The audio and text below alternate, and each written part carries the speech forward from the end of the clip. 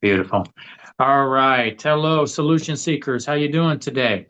So this is Coach Scott once again, bringing yet another beautiful interview. And I've got with me somebody who's in the construction industry, but doing something a little different. You're going to be surprised by today's guest. And so his name is Drew Whitmer, and I'm going to have him introduce himself like I do with everybody else. And then we have a few questions for him.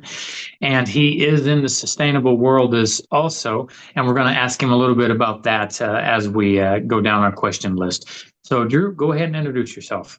Yeah, hey there, everybody. I'm Drew Whitmer. My company is J. Clay Co. I have a background in interior design and grew up in building, and so I combined the two of them back in about 2009, and have been doing everything from residential to commercial to award-winning tiny houses. So it's a lot of fun. Wonderful, wonderful. Well, let's talk about the tiny house. So, you told us how long you've been in construction and what your background is.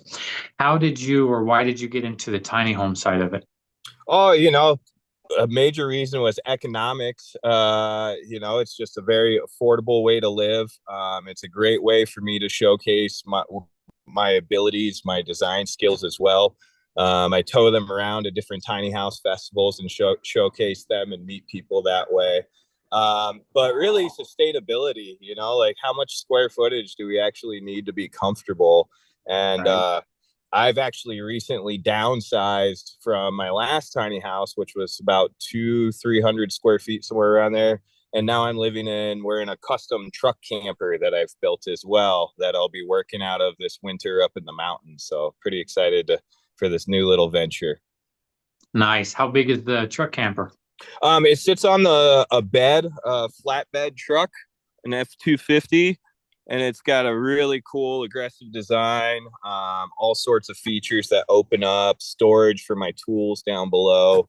And this thing, I'm kind of hoping that it's something that maybe I could get a few sales and maybe produce a few of them. A lot of people seem very interested, and the concept's kind of like a camper for blue collar guys. It works. Sure. Your truck can still work during the week, but then you have a nice insulated space to sleep in.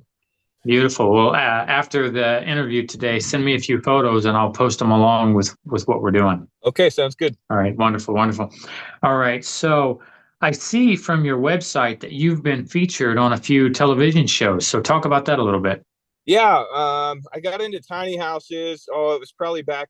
I've loved them forever. But in 2016, 17, I got approached to design and build a couple for the TV show Tiny House Nation. So, and the way that works is you actually build for the client, and then that gets featured on the show.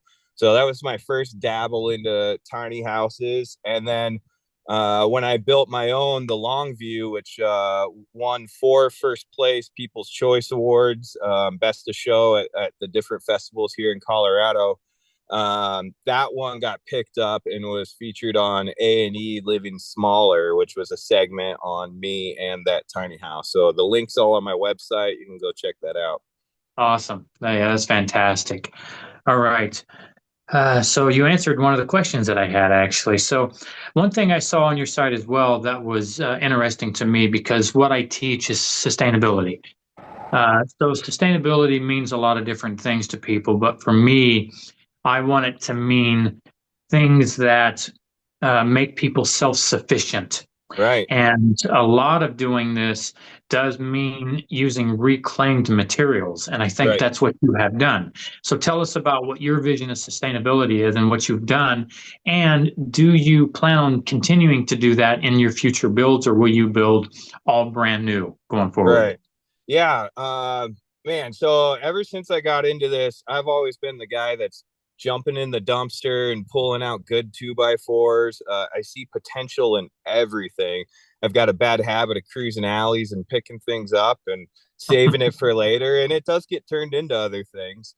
One thing that my first project here in Colorado, I was really passionate about, and I've used it a few times, was beetle kill pine lumber. We have a pine beetle that kills the trees here, and it puts a really cool blue stain in there. So I did a couple cool projects that were like almost 100% out of beetle kill, which that was a lot of fun.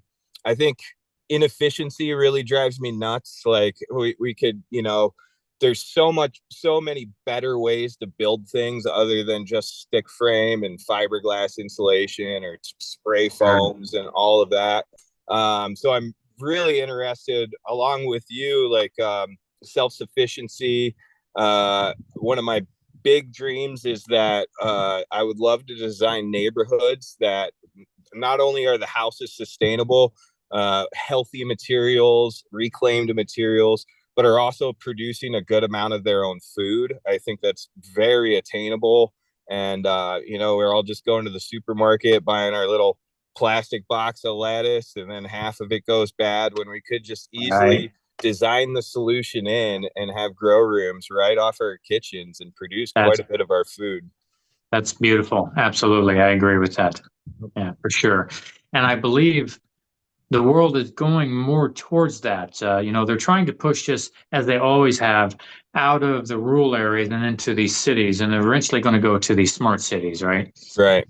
And I think at the same time, though, there's thankfully pushback, and I think it will go more towards eco communities, small villages, and that type of thing. And people like you and I fit in that world nicely, I believe. Oh, totally. I mean, the crazier things get, the more it just makes more sense. A lot of people now they're sourcing their own meat from ranchers. There's all different services for that. But I really think we could get back to community, producing our own electricity, educating our own children.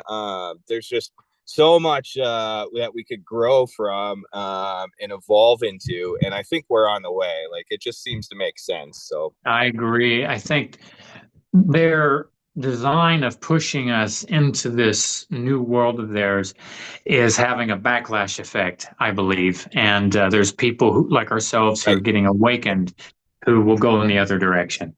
That's our followers, which is a good thing. Right. So do you, back to the question of sustainability, do you build from scratch, or do you use existing trailers, trucks, campers? How do you go about that? I'm a one-off custom guy. I have a really hard time to, doing the same design over and over. I'm into it for the love of the creativity and what's possible. So every job is different.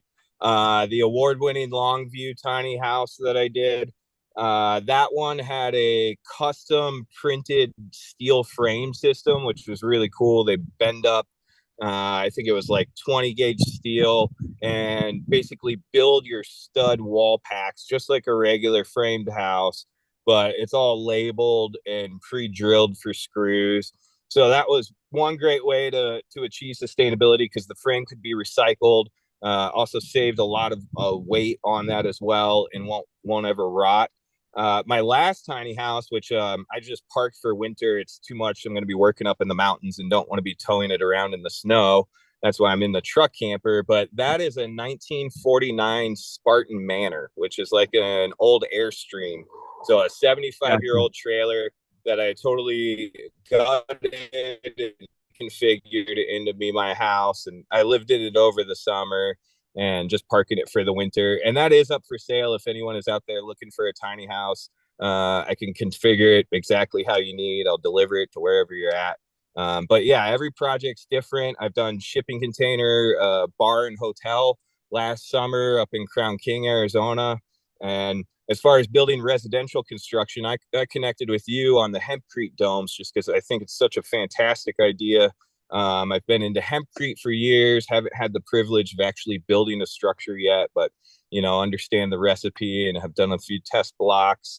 And I really like rammed earth as well, just compressing earth under PSI, and you end up with almost like a stone wall. So I'd like to do hybrid houses someday that are hempcrete with a few accent walls of rammed earth as well.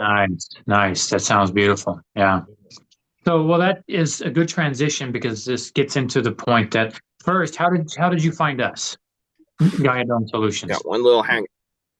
Okay, I got one little hang up with you. You're back now. Oh, okay. Can you hear me now? Yep.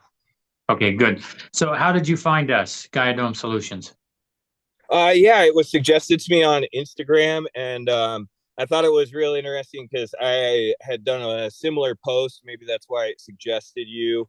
Where that's really what I'm trying to transition to and into as well is building these sustainable communities. And I just wanted to speak about it more. And so having your site suggested to me, and then I reached out to you, and we connected right away. I'm really looking forward to working with you in the future. Beautiful, beautiful. And we have talked about that. So you kind of mentioned my tiny homes. For everybody who doesn't know, we sell we sell two versions of domes right now, a family unit, which is about 1,500 square feet, just a little under that, and then a tiny dome, which is at 376 square feet with a loft because of the height of a tiny dome. Now, these are not tiny homes, not to be confused with that, because most tiny homes are on some type of a wheeled format. But they are of a size that you could put them on a trailer bed, and we could configure them somewhere else and then tow them somewhere else for somebody, like you mentioned earlier, of Right. delivering to people. Yeah, Right. so nice. Um, our current tiny dome, it has one architect plan with it. But with somebody like yourself, I'm sure you're going to be able to come up with customizations of it right off of the fly. And so we're looking forward to that as we continue to go forward. Yeah, Um, with my design background, it's really my specialty. I'll pop into a space and for instance, I have a kitchen remodel here in Denver that I did for a real estate agent, and they had been trying to figure out how they were going to redo their kitchen for years. And then I showed in and I pitched it to them that we take out a wall and rotate their kitchen island 90 degrees, and they're like, this was the most functional thing and it never even occurred to us. And so my brain is always doing that, looking for function, efficiency, safety. Like with tiny house builds, I'm always trying to watch out for corners that people will check their hips on and stuff like sure, that. sure. Like I'm always trying to think of function, practicality, and then beauty as well. I just love working with different types of materials as well. So bringing in wood and steel and plaster, all sorts of different things. So Awesome, awesome. I think you'll like our experience because we're trying to do as sustainable and healthy as possible. So not only hempcrete, but we're doing hemp wood, hemp love it. accenting, and we're going to be using clay and or hemp plasters as well. Great. That's Yeah, awesome. yeah. Love So it. total health concept for people. All right. Let me ask you, tiny homes, they have some people say they've seen their heyday. So what do you think? Has the sales gone up and it's dipping down, or do you see it still going up? It kind of goes Um, back to the, go ahead. I'm not much of a salesman. That's not that my forte. So I go to the festivals. I think a lot of the other companies they're cranking them out. I'm kind of a guy that I'll get 4 or 5 projects a year, and that's plenty for me. And I've always found that they're a bit difficult to sell because a lot of times the people that want to live in a tiny house are tight on money to begin with, and you'd have to Yeah. come up with the money pretty much all up front. It's hard for guys like me to provide financing and stuff like that. Right, right. But I think corporations, they're buying up houses at a record amount right now. BlackRock, they're like one of the largest owners of single family homes coming up Unfortunately. in America. So I think more and more people, it's going to click in their brain that renting a lot of times can be like almost like a form of slavery. Like you're not getting anything out of it. You're making someone else rich. And I really hope with like maybe even the younger generation, like I wish I would have understood tiny houses and what they could do for you when I was like starting out going to college, instead of taking your student loan money to pay for your dorm. Start that and do a tiny house over the summer and get that I set for agree. your first I starter agree. home. So yep. I have some experience in a tiny home. My first experience in a dome was a tiny dome. It was a 16-foot dome from Pacific Domes. and I had two homes, one in Cool. New Jersey and one in Colorado, and I sold both of those. Those were both about 4,000 square feet, and I downsized everything into this 400 square foot dome, and I lived in that for Yeah. 4 years. Yeah. And I can't tell you how freeing it was, Yeah. and it was just a total mind shift. I, the recommendation that I have for people who want to go tiny is if you're in something large right now, start and you think you want to go tiny, start downsizing. So if you're in say a 2,500 square foot place, move into something that's 1,800 square feet Right. and then move into something that's 1,000 square feet. And slowly you'll start to realize you don't need all that stuff that Right. started filling up that house. Right.